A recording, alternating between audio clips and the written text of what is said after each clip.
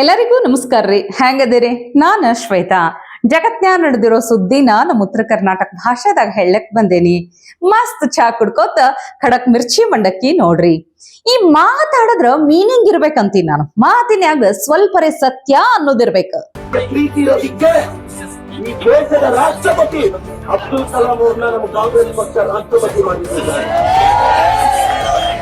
ನೋವೇ ಚಾನ್ಸೇ ಇಲ್ಲ. ಪ್ರದೀಪ್ ಈಶ್ವರ್ ಅವರ ಮಾತುಗಳಿದ್ರಾಗ ಕಂದಿಲ್ ಹಿಡ್ಕೊಂಡು ಹುಡುಕಾಡಿದ್ರು ಸಹಿತ ಸತ್ಯ ಅನ್ನೋದು ಕಣ್ಣಿಗೆ ಕಾಣೋದೇ ಇಲ್ಲದ ಸಮಾಧಿನೇ ಆಗಿರ್ತೈತಿ. ಮತ್ ಏನ್ ಹೇಳ್ತಾರ ಕೇಳಿಸ್ಕೊಂಡ್ರಿ ನೀವು? 2002ನೇ ಇಸ್ವಿದಾಗ ಅಬ್ದುಲ್ ಕಲಾಂ ಅವರು ರಾಷ್ಟ್ರಪತಿಯಾಗಿ ಆಯ್ಕೆ ಆಗ್ಲಿಕ್ಕ ಇವ್ರು ಕಾಂಗ್ರೆಸ್ ಸರ್ಕಾರನೇ ಕಾರಣ ಅಂತ, ಇವ್ರು ಬೆಂಬಲ ಕೊಟ್ಟಿದ್ದೇ ಕಾರಣ ಅಂತ. ಅಲ್ಲ, ಎಂಥ ಪರಿ ಹಸಿ ಹಸಿ ಸುಳ್ಳು. ಆ ಟೈಮ್ನಾಗ ಅಧಿಕಾರದಾಗಿದ್ದು NDA ಬಿಜೆಪಿ ನೇತೃತ್ವದ ಒಕ್ಕೂಟ NDA ಅಧಿಕಾರದಾಗಿತ್ತು. ನೋಡಿದ್ರೆ ಇವ್ರು ಹಿಂಗ್ ಹೇಳ್ತಾರ. ಇವ್ರು ಹೇಳೋದ್ ಬಿಡ್ರಿ, ಅಲ್ಲಿದ್ದವರೆಲ್ಲ ಕೇಳಿಸ್ಕೊಂಡು ಕೂಗ್ ಹಾಕ್ತಾರಂತ, ಚಪ್ಪಳೆ ಹೊಡಿತಾರಂತ. ಈಗ ಬಿಜೆಪಿ ಬಗ್ಗೆ ನಾನು ಏನ್ ಮಾತಾಡಿದೆ? ಮುಸ್ಲಿಂ ಧರ್ಮದ ಹೆಣ್ಣು ಮಕ್ಕಳ ಬಗ್ಗೆ ಕೆಟ್ಟದಾಗ ಮಾತಾಡಿರೋರು ಅವ್ರ ದೇಶಭಕ್ತಿಯನ್ನ ಪ್ರಶ್ನೆ ಮಾಡಿದವರು ಅಂತ ಕೇಳಿದ್ರೆ ಇವರು ಕೇಸ್ ಕೊಡ್ತಾರೆ. ಅಬ್ದುಲ್ ಕಲಾಂನ ಪ್ರೆಸಿಡೆಂಟ್ ಮಾಡಿದ್ದು ನಾವು. ಇವ್ರು ಯಾರಿಗೂ ಅನ್ಪಡ್ಗಳು BJP ಅವ್ರಿಗೆ ಓದೋ ಕೆಪಾಸಿಟಿ ಇಲ್ಲ. 2002 ಅಲ್ಲಿ ಪ್ರೆಸಿಡೆಂಟ್ ನಾಮಿನೇಟ್ ಆದಾಗ 800 ಜನ MLAಗಳು ನಾವು ವೋಟ್ ಹಾಕಿ ಅಬ್ದುಲ್ ಕಲಾಂ ಅವ್ರು ಗೆಲ್ತಾರೆ. ChatGPT ಅಲ್ಲಿ ಹೋಗಿ ನೋಡಕ್ಕೆ ಕೇಳಿ. ಮತ್ತು ಇವತ್ತು ದಾವಣಗೆರೆ BJP ಅವರು ಚಾಲೆಂಜ್ ಮಾಡಿದ್ದಾರೆ, ತಾಕತ್ತಿದ್ರೆ ಬಾ ಅಂತ.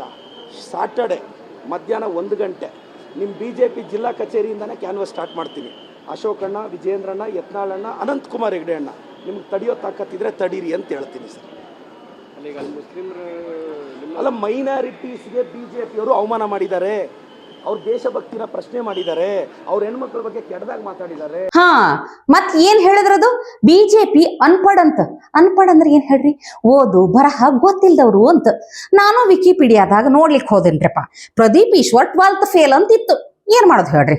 ಅಲ್ಲ, 2002ರಾಗ ಬೆಂಬಲ ಕೊಟ್ಟಿದ್ದು ತಾವೇ ಅಂತ ಎದಿ ತಟ್ಕೊಂಡು ಹೇಳಲಿಕ್ಕತ್ತಾರಲ್ಲ.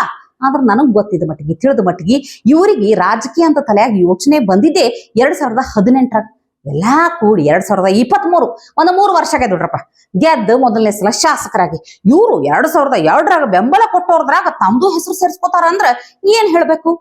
ಅವಾಗ್ಲೇ ಹೇಳ್ದಂಗ ಆ ಟೈಮಿಗೆ NDA ಒಕ್ಕೂಟ ಸರ್ಕಾರ ಅಧಿಕಾರ ಇತ್ತು. ಅವರು ನಾಮನಿರ್ದೇಶನ ಮಾಡಿದ್ರು. ಆದ್ರೆ ಎಲ್ಲರೂ, ವಿರೋಧ ಪಕ್ಷದವರಾಗ್ಲಿ ಎಲ್ಲರೂ ಕೂಡಿ ಬೆಂಬಲ ಕೊಟ್ಟಿದ್ದಂತೂ ಖರೆ ಅದ. ನೋಡ್ರಿ, ಈಗ 1999ರಿಂದ 2004 ತನಕ ಸತತ 2ನೇ ಅವಧಿಗೆ ಅಟಲ್ ಬಿಹಾರಿ ವಾಜಪೇಯಿ ಅವರು ಪ್ರಧಾನಿ ಆಗಿದ್ರು. ಈ ಸರ್ಕಾರ ಹಿಂಗಾಗಿ APJ ಅಬ್ದುಲ್ ಕಲಾಂ ಅವರನ್ನ 2002ನೇ ಇಸ್ವಿದಾಗ ಸಂಸತ್ತಿನ 2 ಸದನಗಳು ಅಷ್ಟೇ ಅಲ್ಲ, ರಾಜ್ಯ ಶಾಸಕಾಂಗ ಸಭೆಗಳ ಸದಸ್ಯರು ಎಲ್ಲಾರು ಕೂಡಿ ಭಾರತದ 11ನೇ ರಾಷ್ಟ್ರಪತಿಯಾಗಿ ಆಯ್ಕೆ ಮಾಡಿದ್ರು.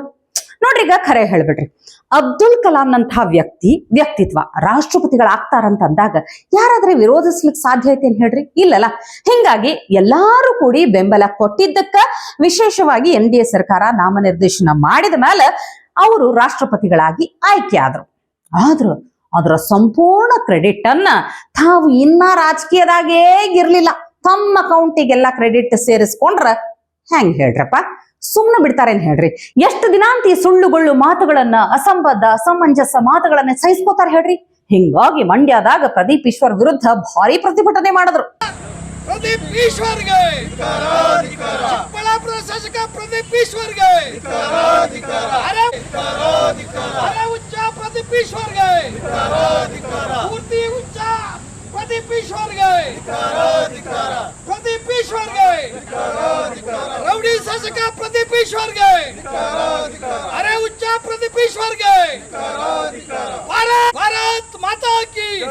ಡಾಕ್ಟ್ರೆ, ಮೊನ್ನೆ ದಾವಣಗೆರೆ ಸಮಾವೇಶದಲ್ಲಿ ಇವರು ಏನೋ ಚಿಕ್ಕಬಳ್ಳಾಪುರದ ಶಾಸಕರು ಪ್ರದೀಪ್ ಈಶ್ವರು ನಮ್ಮ ಪಾರ್ಟಿ ಬಗ್ಗೆ, ನಮ್ಮ ಕಾರ್ಯಕರ್ತರ ಬಗ್ಗೆ, ಹೆಣ್ಣು ಮಕ್ಕಳ ಬಗ್ಗೆ ಅವೇಳನಕಾರಿ ಮಾತಾಡಿದ್ದಾರೆ. ಇವ್ರದ್ದು ತಲೆ ಸಿಗಲಿಲ್ಲ. ದಯಮಾಡಿ ಚೆಕ್ ಮಾಡಿ, ದಯಮಾಡಿ ನೀವು ರಿಪೋರ್ಟ್ ಕೊಡಿ, ಏನ್ ಮಾಡ್ಬೇಕು ಅಂತ ದಯಮಾಡಿ.